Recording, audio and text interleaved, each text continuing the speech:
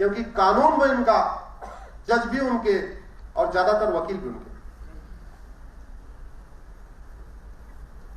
मैं आज धर्म नगरी में पूरे जिम्मेदारी के साथ कहता हूं, जब तक एक भी अंग्रेजी कानून है भारत में, तब तक हमें चैन से नहीं बैठना चाहिए।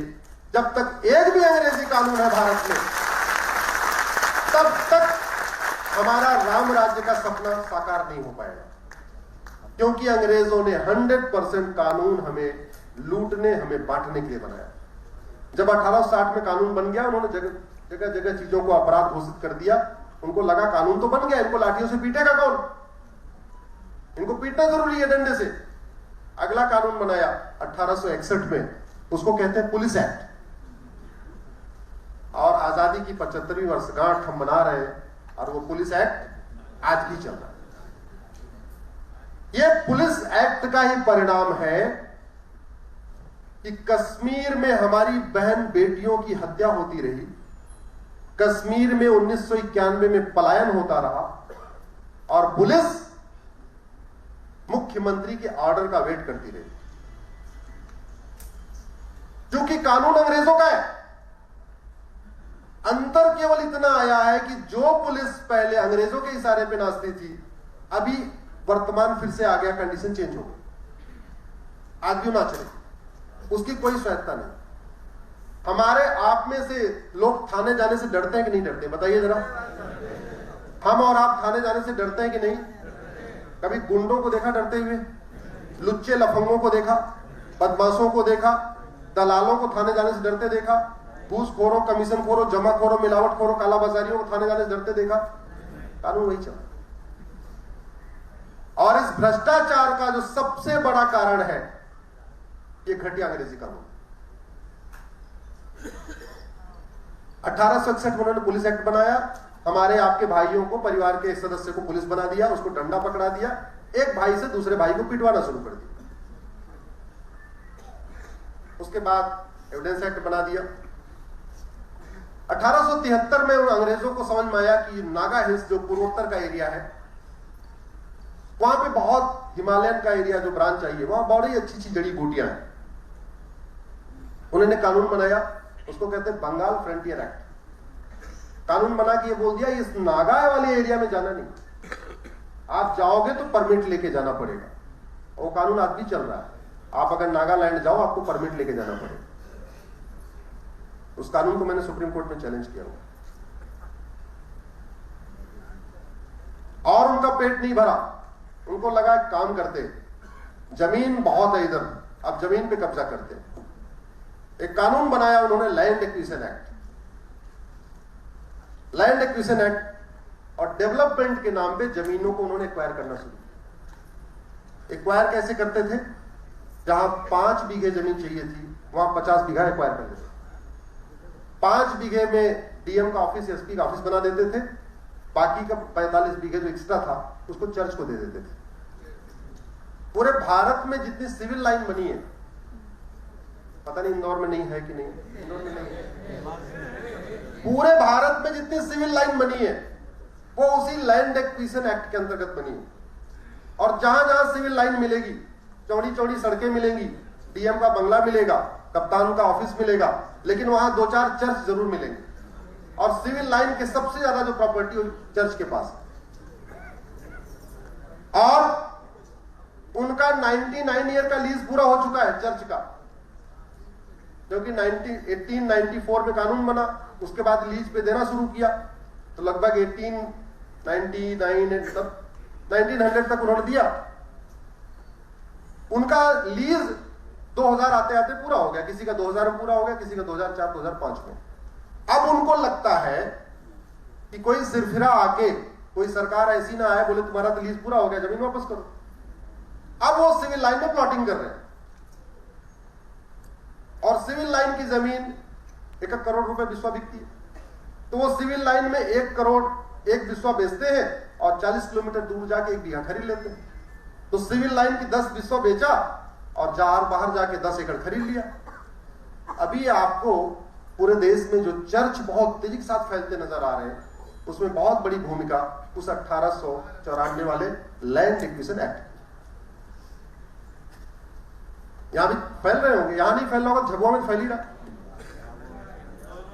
हर जगह फैल रहा। इस तरीके से एक के बाद एक वो कानून बनाते चले गए। सवाल यह है कितने कानूनों को सुप्रीम कोर्ट में चैलेंज किया जाए। जरूरत इस बात की है कि हम सब लोग मिलके एक स्वर से मांग करें, हमें नहीं चाहिए अंग्रेजी का। और हमारे पास क्षमता है, हमारे पास हजारों की संख्या में retired IAS, retired IPS, retired जज, additional solicitor general, additional advocate general, ऐसे लोग हैं जो फ्री में अपना समय दान करने के लिए तैयार है, कानून बनाने के देने के लिए तैयार है। लेकिन वो तभी हो सकता है जब आम जनता इसके लिए डिमांड करे।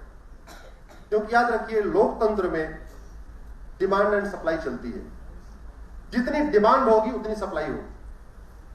सुप्रीम कोर्ट में 5 बार, सुप्रीम कोर्ट के 5 बार कानून बदले हैं। कैसे बदले? ट्विटर फेसबुक से नहीं बदले। जब जब लोग सड़क पे आए, सुप्रीम कोर्ट का कानून बदला गया, 5 बार बदला गया। जब जब लोग सड़क पे आए, या कानून बना या कानून बिगड़ा। क्योंकि भारत में लोकतंत्र नहीं, भारत में भीड़ तंत्र है। बहुत अच्छी बात हो, बड़े अच्छे विचार हो, लेकिन जब तक वो सभा के अंदर है तब तक वो इतने प्रभावी नहीं है। जब ये सभा से उठ के सड़क पे चले जाए तब वो ज्यादा प्रभावी हो। जैसे जितने यहां लोग बैठे हुए अभी 2-3 घंटे सुनने के लिए, इसका प्रभाव है। लेकिन अगर इतने लोग एक दिन एक कानून के लिए सड़क पे जाके बैठ जाए, उसका प्रभाव 10 गुना बढ़ जाए। तो मानते नहीं मानते? ये है कि नहीं? हमारी समस्याओं का समाधान 3 ही जगह से हो सकता है। एक सड़क, दूसरा संसद, तीसरा सुप्रीम कोर्ट। आपके सड़क पे आने से सुप्रीम कोर्ट भी ठीक से, इससे बढ़िया मौका नहीं आएगा। स्थितियां बड़ी अनुकूल हैं, ये भगवान की कृपा है, स्थितियां बड़ी अनुकूल है।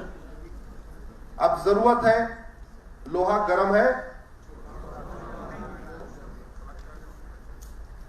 ये जरूरत है। अगर आप इसको देखते जाएं लगातार, हम लोग राम राज्य की बात करते हैं। राम राज्य में आप आए तो 1-1.5 घंटे के समय मैं बहुत ज्यादा नहीं, 2-4 चौपाइयों पे आता हूं। उत्तरकांड में एक चौपाई है, अल्प मृत्यु नहीं कौनो पीरा, सब सुंदर सब, बोले जरा,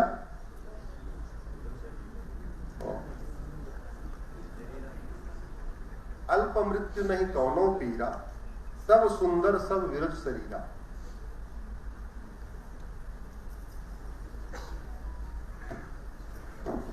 आखिर क्या कारण है?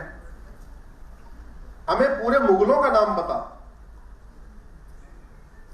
लेकिन हमें भगवान विष्णु के 10 अवतार नहीं पता, 9 अवतार। भगवान विष्णु ने कैसे कैसे अवतार लिया, मैं टेस्ट नहीं ले रहा हूं, लेकिन आप चिंता करना। क्यों? क्या उसके लिए केवल हम ही दोषी हैं क्या? कौन दोषी है?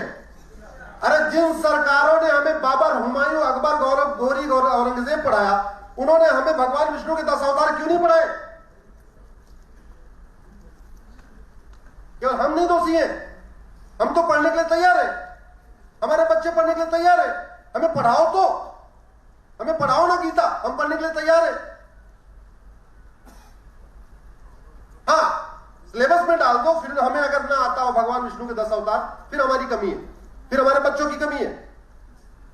तुमने बाबर, हुमायूं, गौरी, तुगलक पढ़ाया, हमारे बच्चों ने पढ़ा, हमने खुद पढ़ा। हमें तुम अल्प मृत्यु नहीं कौनो पीरा, सब सुंदर सब विरस शरीरा, ये पढ़। इसलिए जो सबसे बेसिक रिक्वायरमेंट है राम राज्य की, वो है समान शिक्षा। जब इस देश का संविधान, इस देश का आर्टिकल 16 कहता है सबको समान अवसर मिलेगा, ये कहता है सबको समान अवसर मिलना चाहिए, क्या आज की डेट में आईआईटी में सबको समान अवसर मिल रहा है? जोर से बोलिए जरा। इंजीनियरिंग में, मेडिकल में, सारे एग्जाम एक हो रहे हैं, किताबें 100 तरीके की चल रही हैं, सबको समान अवसर कैसे मिले? सीबीएसई बोर्ड का बच्चा अलग किताब पढ़ रहा है, आईसीएसई बोर्ड का बच्चा अलग किताब पढ़ रहा है, इंदौर का बच्चा अलग किताब पढ़ रहा है, मध्य प्रदेश बोर्ड वाला अलग किताब पढ़ रहा है, यूपी बोर्ड वाला अलग पढ़ रहा है, बिहार वाला अलग, बंगाल वाला अलग। क्यों? जरूरत क्या है? ये सीबीएसई आईसीएसई अलग अलग क्यों? इन दोनों को मर्ज करके एक भारतीय शिक्षा बोर्ड क्यों नहीं बना देते?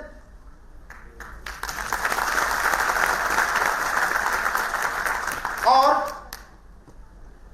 खेल देखिए, जो एंट्रेंस एग्जाम में पूछा जाता है वो पढ़ाया नहीं जाता, जो पढ़ाया जाता है वो पूछा नहीं जाता। कौन है ये? मैंने पहले कहा था, जितनी समस्याएं हैं उसके पीछे दो ही कारण है, या तो सत्ता या तो इस देश में 1 लाख करोड़ के आसपास का कोचिंग का धंधा चल रहा है। 1 लाख करोड़।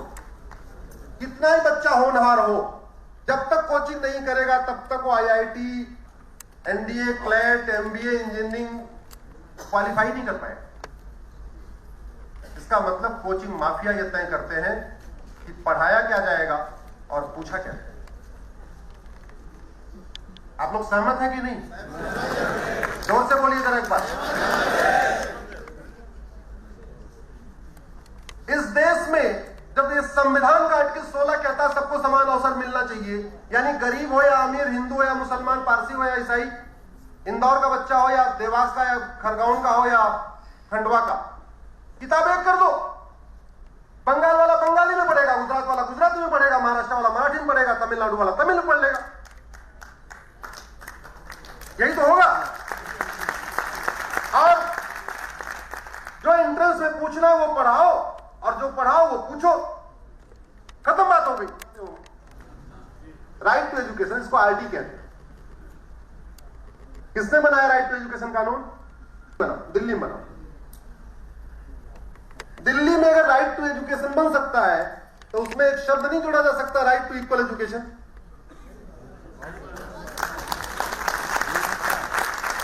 जोर से बोलिए जरा। राइट टू एजुकेशन को राइट टू इक्वल एजुकेशन बना सकते नहीं बना सकते? वो 14 साल तक है, 6 से 14 साल, उसको 6 से 18 कर सकते नहीं कर सकते? एक देश वन नेशन वन सिलेबस हो सकता है कि नहीं? One nation one education board हो सकता है कि नहीं? अपने अपनी मातृभाषा में पढ़े, लेकिन किताब अलग अलग क्यों हो? और बाकी तो छोड़िए, क्या आपके इंदौर के सारे बच्चों की किताब है क्या? नहीं। जो 2000 रुपए फीस देता उसकी किताब अलग, जो 5000 रुपए फीस देता उसकी किताब अलग, जो 8000 फीस देता उसकी किताब अलग, जो 10000 रुपए फीस देता उसकी अलग किताब। अब ये बताओ, इंजीनियरिंग मेडिकल में 10000 रुपए वाली किताब से आप पेपर बनाओगे या 2000 रुपए वाली से बनाओगे? 200 रुपए वाली जो सरकार में चलती उसमें बनाओ। और तमाशा देखिए स्कूल माफियाओं का, कोचिंग माफियाओं का।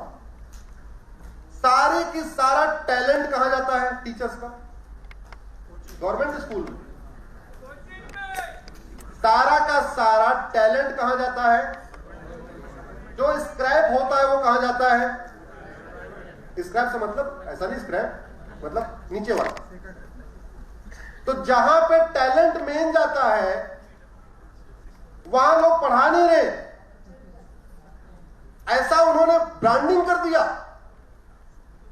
और जहां 10,000 रुपए फीस लग रही है और टैलेंट भी, टैलेंट का मतलब बच्चों का टैलेंट नहीं, टीचर की टैलेंट की बात कर रहा हूं भाई। टीचिंग बीएड करने वाले सबसे फर्स्ट प्रायोरिटी केंद्रीय विद्यालय, उसके बाद बचे स्टेट बोर्ड, उसके बाद जिसको नहीं मिली सरकारी नौकरी वो प्राइवेट। ऐसे तो होता है। इसके अपवाद हो सकते हैं, मैं ये नहीं कह रहा हूं, लेकिन 99% ऐसे ही होता है। तो जहां पे वो बचा हुआ टैलेंट आ रहा है टीचर्स का, वहां 10,000 रुपए फीस, और जहां क्रीम जा रहा है वहां 200 रुपए फीस। इसके बावजूद भी अभिभावक वहां नहीं पढ़ाने के लिए तैयार है, 10,000 रुपए देने के लिए तैयार है, लड़ रहे हैं, झगड़ रहे हैं, विधायक की सिफारिश लगवा रहे हैं, मंत्री सिफारिश लगवा रहे हैं, हमारे बच्चे का एडमिशन करा दो, और 2-3 लाख रुपए देके सेटिस्फाई है। मैं आपको ये कहता हूं इस देश में, और वो एक पार्ट हो गया, पूरी दुनिया में जिस देश में एक भी विशेष स्कूल है, शब्दों को समझिए, भावनाओं को समझिए,